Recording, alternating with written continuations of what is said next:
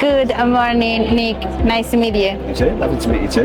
Thank you. So here we are at the event production show. This is the day 2. We are at the K4 group of company stands on the VIP lounge. Nick, how can you please tell me a little bit about yourself? Sorry? Can you please tell me a little bit about sure. yourself? Sorry, I look after, so I work for the London Borough of Camden. I'm an events organiser, planner, logistics, permit giver, risk assessor, you name it really.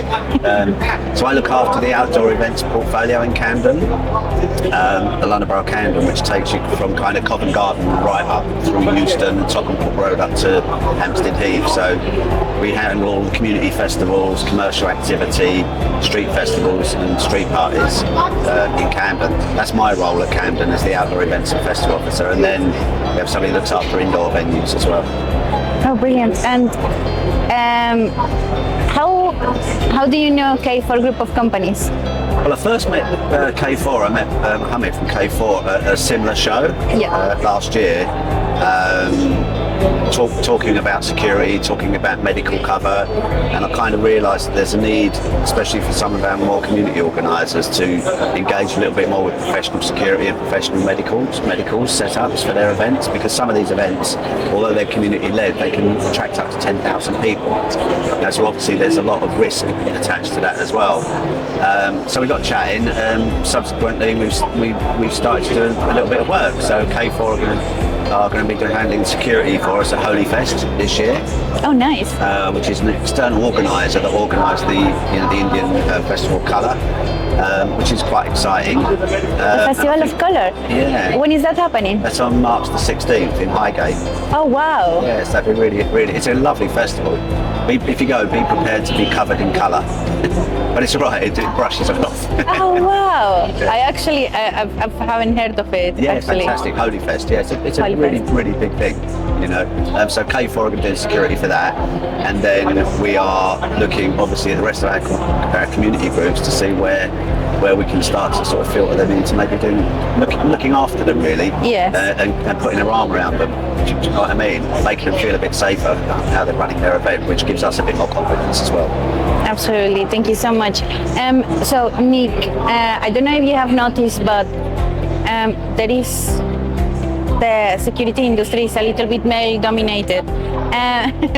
So at K4 they're trying to invite a little bit more ladies into the security sector.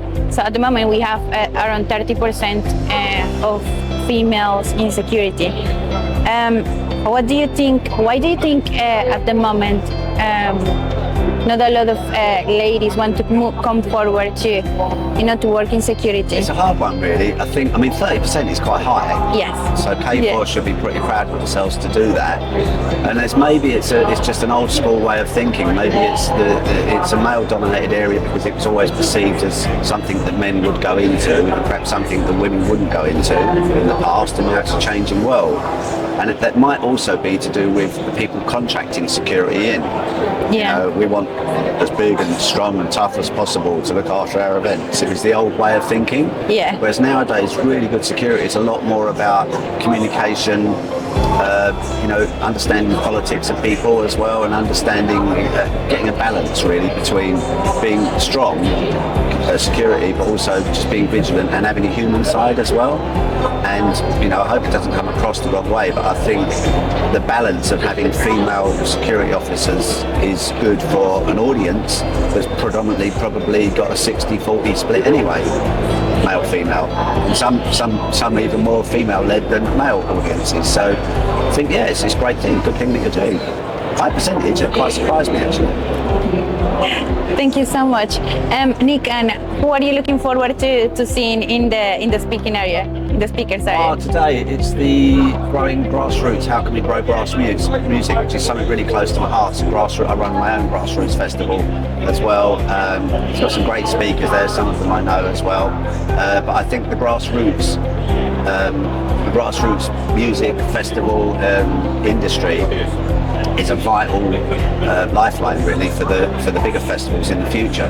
So it needs a little bit more thought and careful management and support. So it'd be really interesting to see what the speakers have to say. Okay, thank you so much. Is that your favorite festival?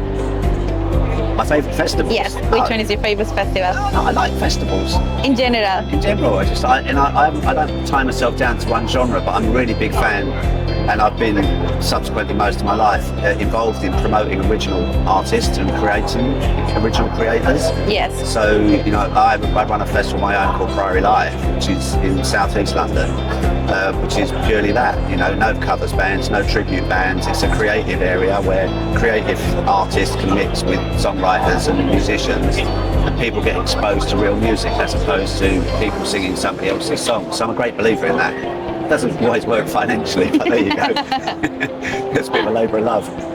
Thank you. And Nick, do you think that there is different needs on security according to the type of music that the festival has? Absolutely. I mean, you know, if you're holding a festival which has got a lovely community feel and it's really family orientated and you've got lovely food and lovely things going on in various zones, then security needs are more about a nice presence, a strong presence, but a friendly face. You know, let's be honest, if you're holding a drum and bass festival in a farm somewhere, you know, 150 miles from the nearest town, with not too much light around, you probably need a whole different level of security. You know, because obviously we all know there's certain festivals, there's different things involved. So, yeah, horses for courses, really. But I think a good security company should really know where it's going. Yes. I would expect any security company that comes to Camden and works on any of our events, we'd like to know that they've researched the event, they've looked at the event, not just asked for a site plan, they've studied the event, they've asked about the past history of the event, they've asked to see previous logs from previous years, you know, to see if there's any type of behaviour they should be looking out for in certain areas. So yeah, just attention to detail is really important. So it's not just what happens on the day, how they manage somebody who might be causing a bit of confrontation or a bit of trouble. It's how much do they know about the festival, how much they know about the area the festival's in. So that's quite important. So sometimes for some people it's not always the best thing to have a security company that might come from 70 miles away. You might have a particular event that's so local that you just need a security company that's got a great local knowledge, probably even knows people locally. Which gives them a head start. See what I mean? Yeah. It's just a balance of it. Thank you so much, Nick, and thank you for being here with us at K4 Group of Companies in the VIP lounge. You're welcome, and thank you for giving me a guest invitation. It's very nice. No worries. I hope you enjoyed the rest of the show. Yeah, lovely. Thank you, so Nick. much. Take care.